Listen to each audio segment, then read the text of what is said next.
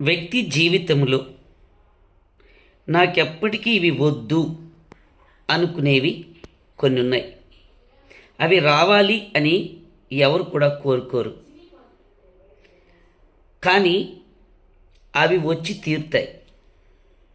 ఏంటవి అని కానీ ఆలోచించినట్లయితే, ఒకటి ముసలితనం,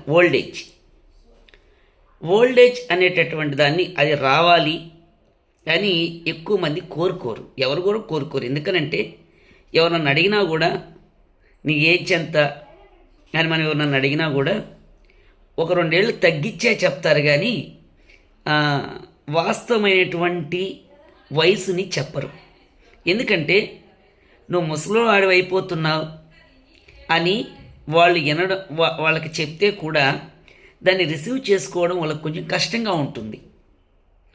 మన కళ్ళెదుటే మనకు దగ్గర వాళ్ళందరూ దూరం అయిపోతూ ఉంటారు.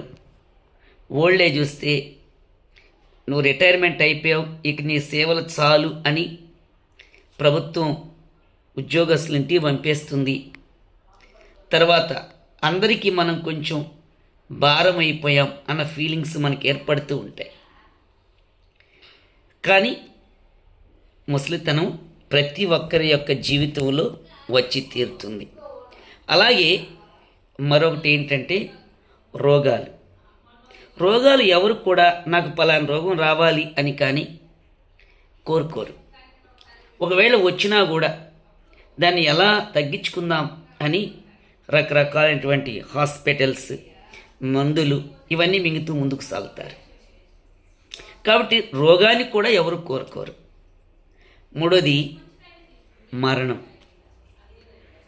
ఎవరికైనా చివరి స్టేజ్లో ఉన్నటువంటి వ్యక్తికి కూడా మనం ఏం చెప్తామంటే నీకేం కాదులే, నీకు ఇంకా బ్రతుకుతావు అని మనం ధైర్యాన్ని నూరిపోస్తాం.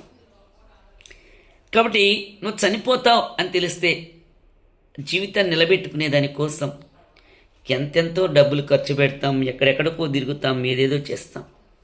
కానీ వ్యక్తి జీవితంలో ఈ 3 వచ్చి తీరుతాయి ఏ నాటికైనా.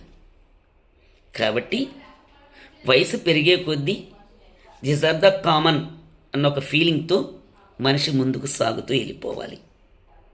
Thank you.